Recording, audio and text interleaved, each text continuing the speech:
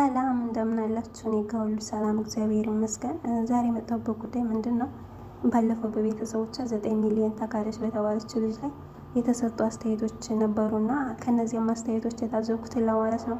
ከ13 እስከ 14 ዓመት ነው የኖረችው። እዛ 9 ሚሊዮን ብር አለኝ ብላ ነው የምታስበው። አካውንቷ ላይ ሶድ በእናቷ አካውንት ነው የምትልከው።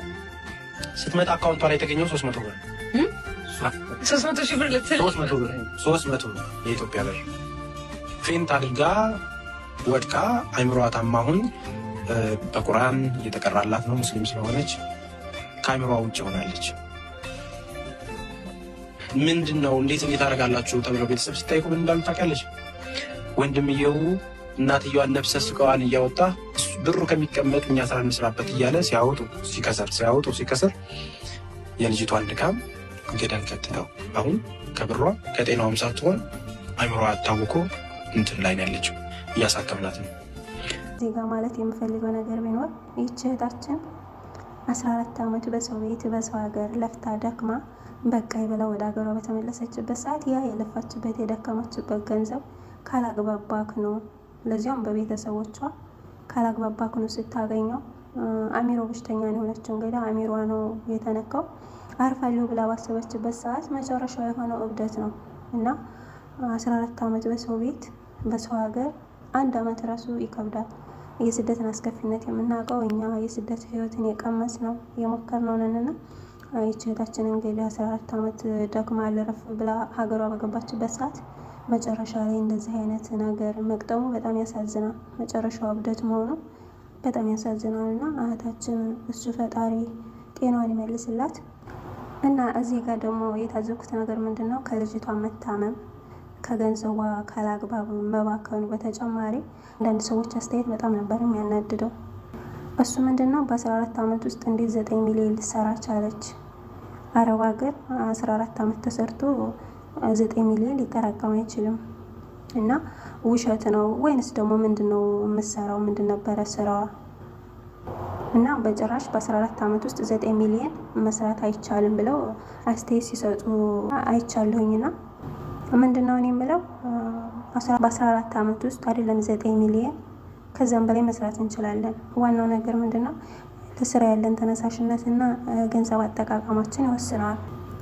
እና አንዳንድ ጊዜ አንዳንድ ሰዎች ከዜሮ ተነስተው ለፍተው ደክመው ጥረው ህይወታቸውን ሲቀይሩና የተሻለ ህይወት ሲኖሩ አንዳንድ መጥፎ ሰዎች አሉ ከጎን የሆነ አስተያየት የሚሰጡ ለእነዚያ ሰዎች ማለት ነው። ምን ሰርቶ ነው? ምን አግኝቶ ነው የተቀየረው? ምን ሰርታ ነው? ምን አግኝታ ነው እንደዚህ የተቀየረችው እንደዚህ የተለወጠችው? ይሄማ ህገ ወጥ ገንዘብ ነው፣ በህገ ወጥ የመጣ ገንዘብ ነው ምናምን እያሉ አስተያየት የሚሰጡ መጥፎ ሰዎች አሉና እዚህም ጋር አሁን ይች ልጅ በ14 ዓመት ውስጥ 9 ሚሊዮን ብር ሰርታ በቤተሰቦቿ ተካደች ሲባል እንደዚህ አይነት አስተያየት ሲሰጥ በጣም ያናድዳልና አረብ ሀገር 14 ዓመት ከተሰራ ከ9 ሚሊዮን ብርም በላይ ማግኘት ይቻላል። እና እንደዚህ አይነት አስተያየት የሚሰጡ ልጆች ምን አይነት ልጆች እንደሆኑ ታውቃላችሁ? በየወሩ ኢጃዛ የሚወጡ ይሄ ደግሞ የኦንላይን ገበያ በየወሩ ብጥስጣሽ የሚሰበስቡ አሁን ላይ ኦንላይን ገበያ በጣም ተስፋፍቷል እና በየወሩ ኢጃዛ የምንወጣ በየወሩ ይሄ የኦንላይን ገበያ የምናዘወትር ብጥስጣሽ የምንሰበስብ ከሆነ አውድ ላንሰራ እንችላለን። ግን ገንዘባችንን በአግባቡ ከተጠቀምን የስራ ሰዓታችንን በአግባቡ ከተጠቀምን በ14 ዓመት ውስጥ አይደለም 9 ሚሊዮን ብር ከዛም በላይ መስራት ይቻላል። መስራት አይቻልም ብሎ ከመደምደም ለምን እኛ አልሰራንም? ይሄን ያክል አመት ሰርተን ለምን እኛስ ይሄን ያክል ብር አላገኘንም ብሎ ራስን መጠየቅ ይሻላልና ዋናው ነገር ለስራ ያለን ተነሳሽነት ነው። እዚህ ስደት ላይ ያለን ልጆች የሁላችንም አላማ ይለያያል። ለስራ ያለን ተነሳሽነት ነገን በማሰብ አንገታችን ደፍተን የምንሰራ ልጆች አለን። አላማችንን ለማሳካት ነገ ቀን ለማለት አንገታችን ደፍተን የምንሰራ ልጆች አለን።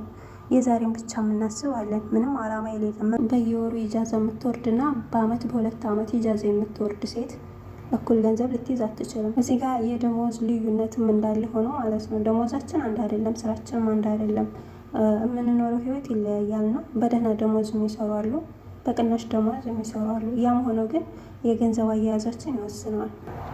በየወሩ ኢጃዛ የምናከብር ከሆነ ያየነው ሰው ላይ ያየነው ነገር ሁሉ የሚያምረን ከሆነ አይደለም በ14 ዓመት እድሜ ልካችን ራሱ ብንሰራ ይሄን ያክል ብር ላንይዝ እንችላለን። አሁን ላይ ደግሞ ልብ ያላልነው ነገር አለ። ምንድነው እሱ? ገንዘባችን ካላግባብ እየባከነ ያለበት መንገድ ምን እንደሆነ ታውቃላችሁ? ይሄ ኦንላይን ገበያ ሱሰኛ የሆናችሁም ልጆች አላችሁ። ልክ በየወሩ ደመወዝ በወረደ ቁጥር ቦርሳችሁ እንኳን አይገባም ደመወዛችሁ ማለት ነው። ቀጥታ ለኦንላይን ለየልብስ ለየምናምን ነው ደመወዛችሁ እንትን የምትሉት። ስሬ ብላችሁ ደመወዝ በወረደ ቁጥር እቃ ልብስ የምትጠልቡ ልጆች አላችሁ። የምትገዙትንና የምትጠልቡትን ልብስ ደግሞ የሚገርመው ነገር አትጠቀሙትም። እዚህ በአግባቡ መሆን አለበት። የምናደርገው ነገር የምንገዛው ነገር ሁሉ የምንጠቀሙበት መሆን አለበት።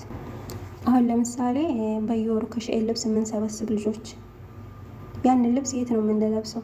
በዓል ቢመጣ ምንም ቢሆን እኛ የምናሳልፈው ስራ ቦታ ነው። ስራ ቦታ ደግሞ የ20 ብርና የ30 ብር የስራ ልብስ ነው የምንለብሰው እና እዛው ቤታችሁ ሆናችሁ በስልካችሁ ስለምትጠልቡ በቃ አመች ስለሆነ በየወሩ ነው እንትን የምትሉት እና የት ነው የሚለበሰው ነው።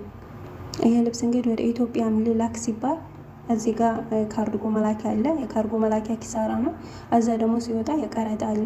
ኢትዮጵያን ገብቶ ደግሞ እዛ ያን ያክል አይደለም። ያው እንግዲህ እዛ የገቡ ልጆች ብዙ መረጃ እየሰጡ ነው።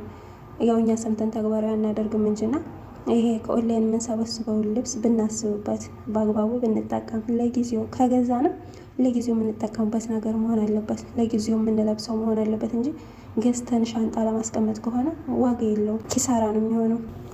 እና ደግሞ ሌላው ምንድነው ይሄ በየወሩ ምክንያት እየፈጠርን ኢጃዛ የምንወርድ ልጆች አለን። ስራ ለቀን ኢጃዛ ለመውረድ ምክንያት የምንፈጥር ልጆች አለን። እከሌ ወለደች፣ የከሌ ልደት ነው፣ እከሌ ታገባለች እያለን ቦርሳን ተንጥለን ወደ ኢጃዛ የምንሮጣለን። ኢጃዛ ወርደን ደግሞ ቶሎ ወደ ስራ እንመለስም። 3 ወር 4 ወር ኢጃዛ የምናስቆጥራለን። ኢጃዛ በተቀመጥን ቁጥር ገንዘባችን ይባከናል፣ ወጪ ይበዛል። የኢጃዛን ወጪ ታውቃላችሁና ኢጃዛ የምናዘወትር ከሆነ ገንዘብ ልንይዝ አንችልም በጭራሽ።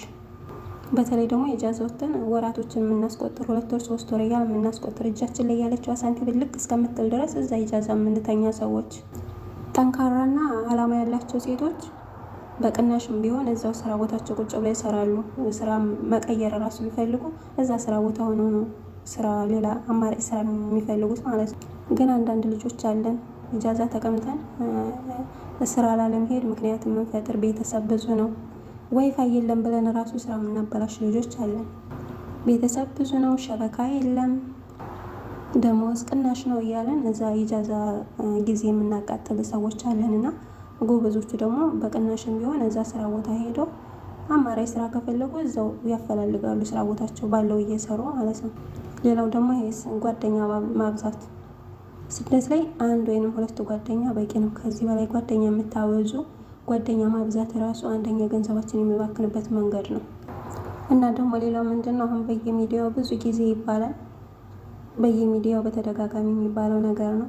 አንዲት የአረብ ሀገር ሴት በቤተሰቦቿ ብሯን ተካደች ይባላል። በጓደኛ በባል በፍቅረኛ ምናምን ብሯን ተካደች ይባላል። እና እዚህ ጋር አንድ ሰው ለራሱ ችግር ሲል ብቻ ከሆነ የፈልጋችሁ የሆነ ነገር ከእናንተ ሲፈልግ ብቻ ከሆነ ሲቸግረው ብቻ ከሆነ እናንተን የሚፈልጋችሁ ወደ እናንተ የሚደውለው እናንተን የሚጠይቃችሁ የሆነ ነገር ሲፈልግ ብቻ ከሆነ ከዛ ሰው አድራሻችሁን ማጥፋት አለባችሁ። እናንተ የሆነ ነገር ስትሆኑ ከጎናችሁ ማይሆን ከሆነ እናንተ በፈለጋችሁትና በቸገራችሁ ሰዓት የማታገኙት ሰው ከሆነ አድራሻችሁን አጥፍታችሁ ማጥፋት። እዚህ ጋር የተሰደድነው ለብር ብለን ስለሆነ 5ቷም 10ቷም ሳንቲም ዋጋ እንዳላት ማሰብ አለብን እና የሆነ ነገር መግዛት ስንፈልግ ራሱ ቅድሚያ ማሰብ አለብን። ይሄን ነገር ብገዛ አሁን ያስፈልገኛል፣ ቅድሚያ ምን ማድረግ አለብኝ? ቅድሚያ ማድረግ ያለብን ነገር ማስቀደም አለ። ሁሉ አማረሽ አትሆኑ። ሰው ላይ ስላያችሁት ብቻ ሰው ላይ ሰው አድርጎት ስላማራችሁ ሰው ላይ ለምሳሌ ልብስ ጓደኞቻችሁ ላይ ስታው ካማራችሁ በቃ መጥለብ ትፈልጋላችሁ፣ ትጠልባላችሁ። በቃ ሰው አድርጎት ያየውን ሁሉ ማድረግ ትፈልጋላችሁ። እኛ የሚያስፈልገንን ነገር ነው እንጂ ማድረግ ያለብን ሰው ያደረገውን ሁሉ ልናደርግና ሊያምረን አይገባም። ሁሉ አማረሽ መሆን የለብንም እና ይሄን ያክል ብር እንዴት ሊሰራ ቻለ? ይሄን ያክል ብር ሊሰራ አይችልም በጭራሽ እያልን ሀሳብ ከምንሰጥ ጠንካራ ሆነን መስራት። እዚህ ጋር በየወሩ ደመወዝ ስለወረደላችሁ ብቻ ዝም ብላችሁ ያያችሁትን አስፈላጊ የሚሆን አስፈላጊ ያልሆነውን ነገር የምትሰበስቡ ከሆነ ብር ልትይዙ አትችሉም።